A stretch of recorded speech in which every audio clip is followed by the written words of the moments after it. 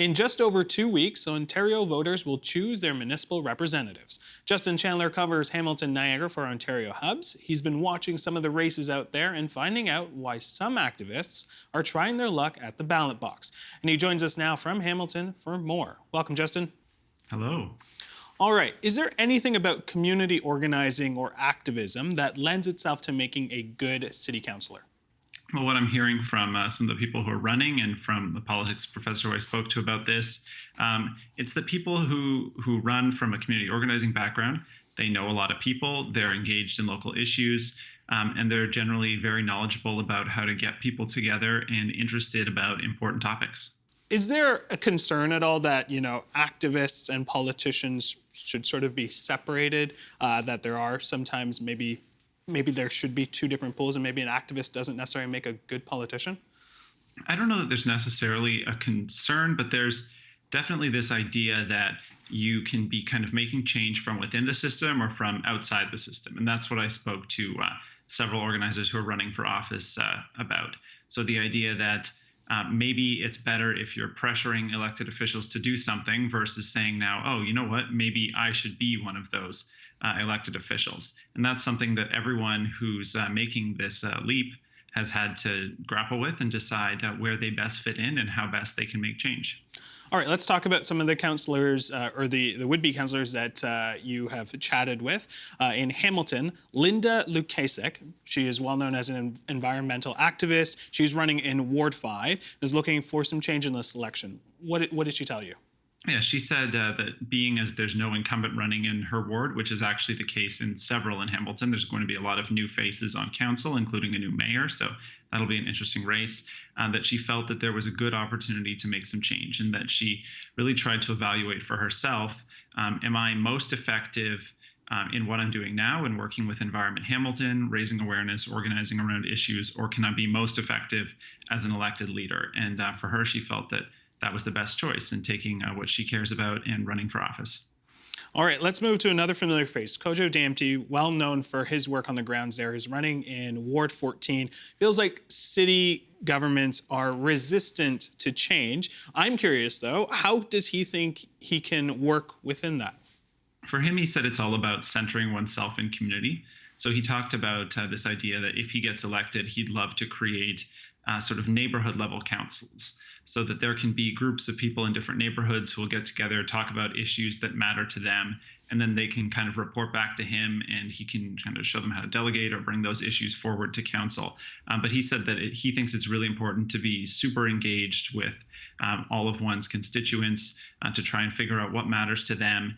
And then if there's problems making change or doing what people want, being honest and upfront about that and really explaining like, hey, this is maybe not happening as fast as we wanted, but here's what I'm going to do about it. So I guess constant communication was an important thing that he brought up. All right, let's move to a Ward 2 candidate, Cameron Crutch. Says working outside the political system can be better. What are his reasons for running? Well, he said that really that's sort of because there's preconceptions about how councillors should act. So he mentioned sort of ideas around whiteness, heteronormativity, being a little more corporate, sort of an idea that a councillor should be a certain type of person, which is something that he says he wants to push back against. Because he said he does think there's a lot of value in being actually up close and, getting in on how the sausage is being made and being able to try and more closely affect changes than from the outside. But he said that that does sometimes take a cost because people will have to or feel they have to conform in a certain way in order to get elected.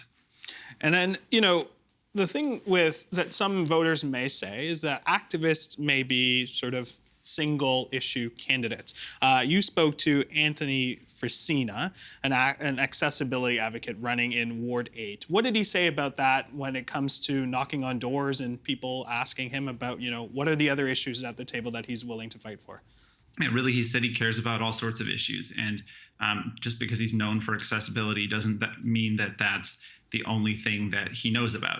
And he also said that for that matter, these are all things that connect. So accessibility is something that has impacts on the economy. It has impacts on the environment. If people are able to get around the city accessibly on transit, get to jobs where they can work, if accessibility, there's an angle on housing as well, and on keeping people safely housed and able to participate fully in society. So he said, really, these aren't things that are siloed, and that just because someone's well known for speaking on one topic, that doesn't mean that that's the only thing that they're going to make any changes about.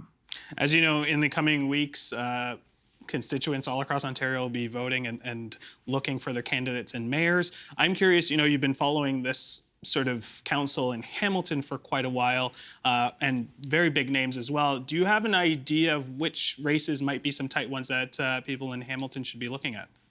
Well, definitely Ward 2 is going to be interesting.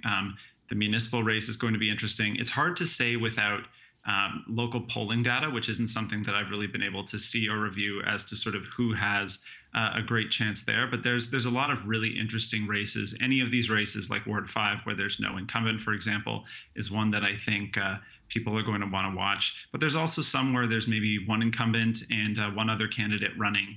I believe in sort of the northwest part of the city, that's the case. So really, there's going to be huge changes on council, and a lot of cities that's not happening. So I think Hamilton's election is definitely going to be one to watch this fall. And before we go, what else are you looking at for this upcoming municipal election in terms of stories? Well, I'm interested in about acclaimed candidates, so cases where there really is no competition and people are just getting brought in. I'm interested in online voting.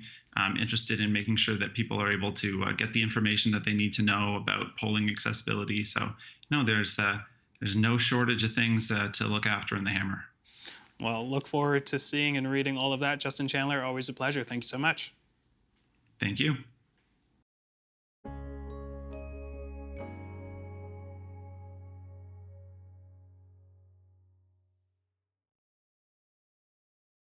The Agenda with Steve Paikin is made possible through generous philanthropic contributions from viewers like you. Thank you for supporting TVO's journalism.